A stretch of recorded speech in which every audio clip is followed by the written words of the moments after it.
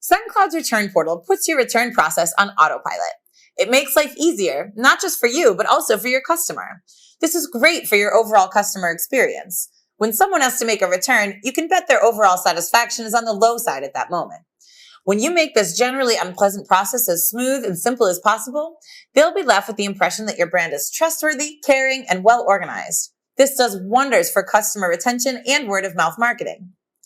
Now, let's see how the return portal works in action. To return an order, a customer needs to enter their tracking number and the postcode their package was delivered to. This way, SendCloud identifies which order is being returned and will automatically fill in the required information in the following steps. Next, the customer chooses the products they want to return. Using return rules, you can specify certain products that aren't eligible for returns or even block returns from a specific country. But as long as the items in question aren't ruled out by return rules, the customer won't have any problems here. Now, the customer fills in the return reasons. That is, why they've decided to send back this particular order. You'll be able to review this information as part of your aggregated data in SendCloud Analytics. That way, you can identify common return reasons and do your best to prevent them in the future. Next up, refund methods. Let customers choose one of 3 ways of getting their refund: item exchange, money back, or store credit. Of course, it's up to you if you want to make all 3 options available. You can choose to offer just 1 or 2. And finally, return method. If you have the drop-off point method enabled, for instance, the customer will automatically see the suggestion for the drop-off point closest to their address.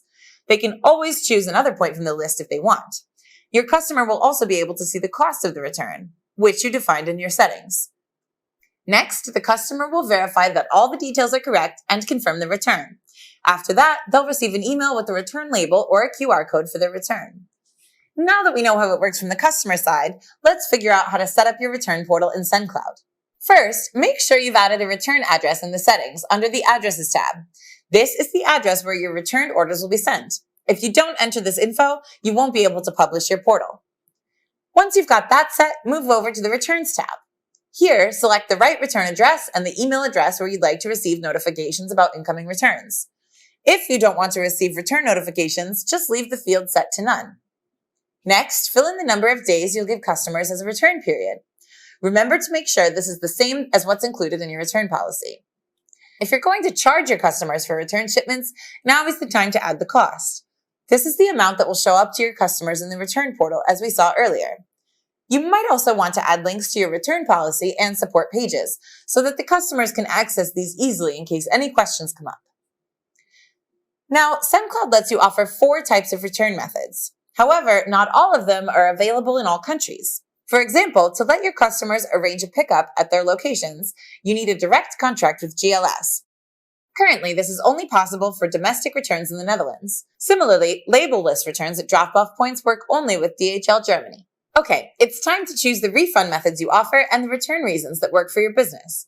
Remember, the return reasons will be available in your SendCloud Analytics, so this is a great opportunity to learn something about your customers' return habits. The last thing you need to do is select which carriers you want to use for your returns.